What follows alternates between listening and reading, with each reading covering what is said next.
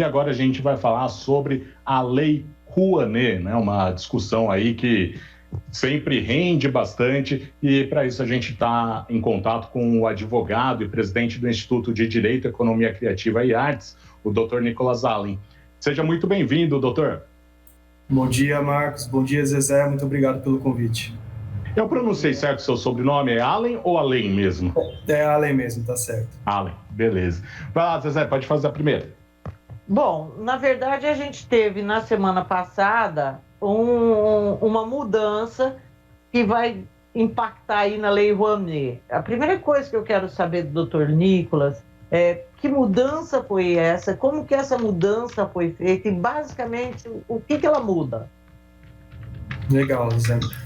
Nós tivemos uma mudança no decreto que regulamenta a Lei Rouanet, né? Então não foi na lei propriamente dita, e ela muda algumas coisas bastante importantes de como o instrumento vinha sendo trabalhado, né? Ela acrescenta alguns tipos de projetos que antes não estavam previstos, projetos que agora poderão ser, né, incentivados via o mecenato da Lei Rouanet.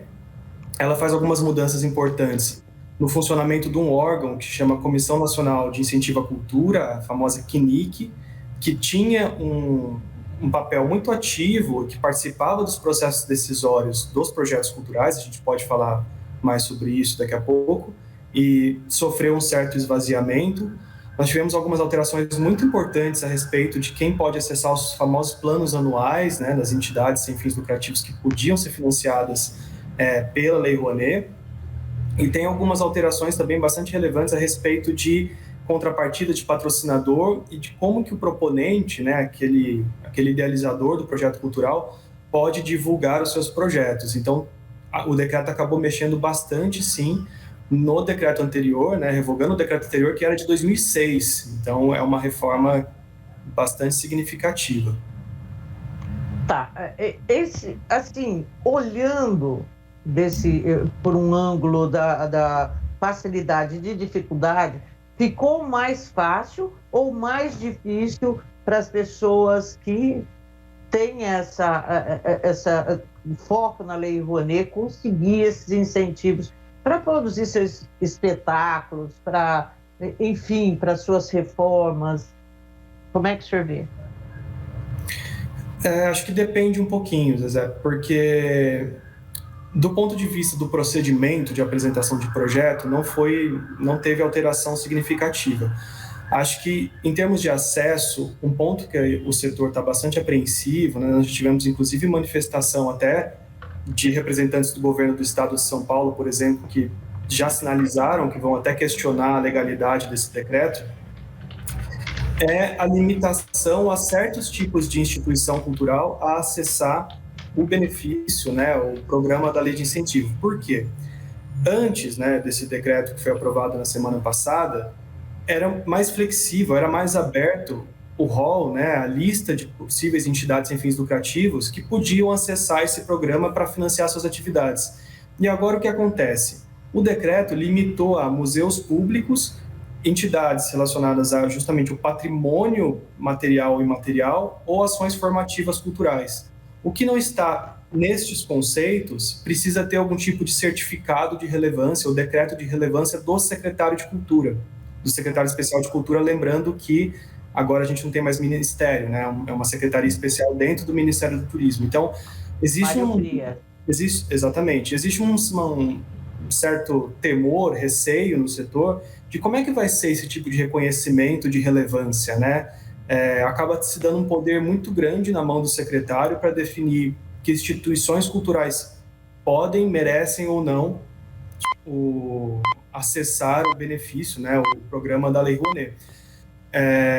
Lembrando, né, que a gente ainda vai ter que ver nos próximos dias a instrução normativa que, por sua vez, regulamenta esse decreto. E é aí que vai dar realmente o tom.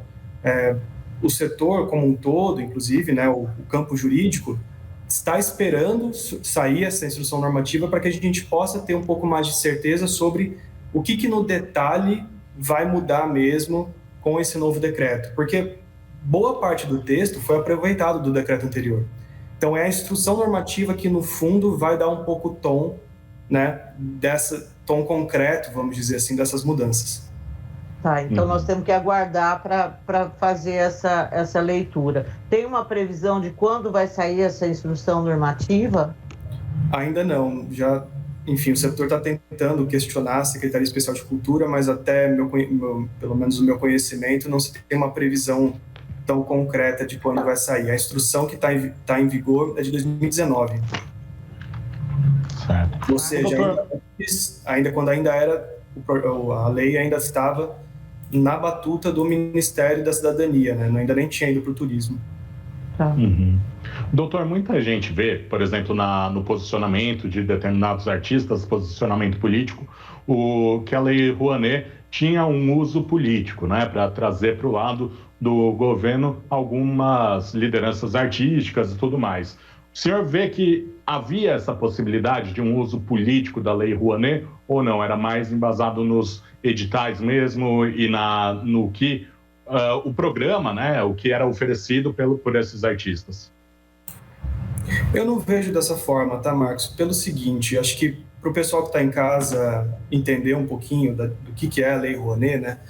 A Lei Rouanet, ela surgiu em 91, então ela é um dos programas mais antigos de cultura que a gente tem, né, perenes no Brasil, e ela basicamente criou 3 instrumentos de financiamento à cultura. Um de financiamento privado, que nunca foi implementado, o FICART, os fundos de investimento, o Fundo Nacional de Cultura, que aí sim trabalha no sistema de editais, né? Abre-se um edital, as pessoas inscrevem seus projetos, e aí tem um processo seletivo, mas que tem trabalhado com muito poucos recursos, praticamente a gente não tem mais editais nesse modelo, e o famoso mecenato. Quando normalmente a gente escuta notícias, né? A Lei Rouanet isso, a Lei Rouanet aquilo, normalmente você está falando desse mecenato. E como é que ele funciona? Né? O proponente, a pessoa que tem um projeto cultural idealizado, pode ser um museu, pode ser um produtor cultural, um artista, ele inscreve o projeto, né, no Ministério, hoje na Secretaria Especial de Cultura. Existe uma série de procedimentos de admissibilidade que vão analisar basicamente o quê? A aderência daquele projeto às finalidades da lei e a adequação técnica orçamentária daquele projeto. Não há um controle, aliás, existe uma vedação expressa na lei, um controle ideológico desses projetos. Então, o projeto do partido A, né, da direita, da esquerda, que acredita naquilo, acolá, isso não é objeto de análise quando se aprova um projeto na Lei Rouanet. Quando você aprova esse projeto, o que você vai ganhar não é o dinheiro para executar. O Ministério, a Secretaria não vai te dar dinheiro. O que ela vai te dar? Uma carta, né, uma autorização para você ir prospectar patrocínios e doações incentivadas, ou seja, né, que vão se basear em incentivos fiscais, no mercado privado. Então, no fim das contas, quem decide os projetos que vão realmente receber aporte no Brasil é o setor empresarial, empresas tributadas no lucro real, para ser mais específico. Por isso que eu acho que esse argumento, né, pesando no lado político da Rouanet, ou instrumentalizando o lado político da Rouanet, eu acho que ele é um argumento um pouco despropositado, sabe?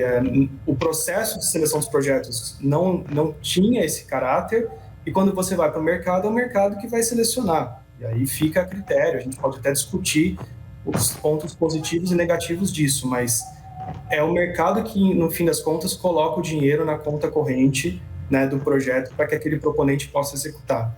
Agora, existe sim, Marcos, a preocupação do setor agora com o esvaziamento da CNIC, né, da comissão que eu comentei, que é um órgão com a participação da sociedade civil, com o esvaziamento de poder da CNIC e centralização do poder nas mãos do secretário de Cultura, que pode transferir para o secretário de Incentivo e Fomento, maior controle, né, aí sim ideológico, desses projetos, ou então passar uns mais rápidos, outros de maneira menos rápida, enfim, criar mais diligências, mais problemas para um determinado projeto, menos para outros.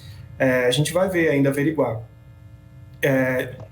Essa centralização, é bom colocar, já estava acontecendo mesmo antes do decreto, tá? Nós tivemos esse ano uma outorga de poderes do secretário de Cultura para o secretário de Incentivo, que já estava centralizando e passando pessoalmente nele boa parte da análise dos projetos, tá? Bom, era exatamente isso que eu queria abordar com o senhor, um ponto. Esse do represamento. Por exemplo, eu tenho um projeto e eu dou entrada, né, na secretaria pedindo a liberação para eu poder captar os recursos, e aí esse projeto não andar dentro da secretaria. Aliás, era isso que o pessoal de direita dizia, que os projetos de esquerda andavam e isso na época do PT, os de esquerda andavam, de direita não andavam. Então eu queria que o senhor falasse sobre isso. E o outro ponto, eu me lembro também que chegou a ter um escândalo, assim, não foi um escândalo, mas assim, que empresas particulares estavam usando a Lei Rouanet, por exemplo, para fazer livros de apresentação delas mesmas, festas de comemoração para funcionários. Como é que foi isso? Se isso foi barrado, se isso existe, tá? Esses dois aspectos. Vamos lá. A respeito da questão do represamento, tá? Reclamações a respeito do tempo de demora em análise sempre teve, tá? Seja por limitações estruturais. A gente precisa lembrar que o Ministério da Cultura é um ministério de baixíssimo orçamento, quando existia ministério, né? Mas a pasta de cultura no Brasil é uma pasta de baixíssimo orçamento, a despeito do impacto econômico que o setor tem, da relevância. Enfim, isso reflete numa baixa de servidores, numa demora mesmo para analisar os projetos. Só que o que a gente tem reparado é que, assim, aumentou muito o tempo de análise nos últimos anos, tá? De maneira geral.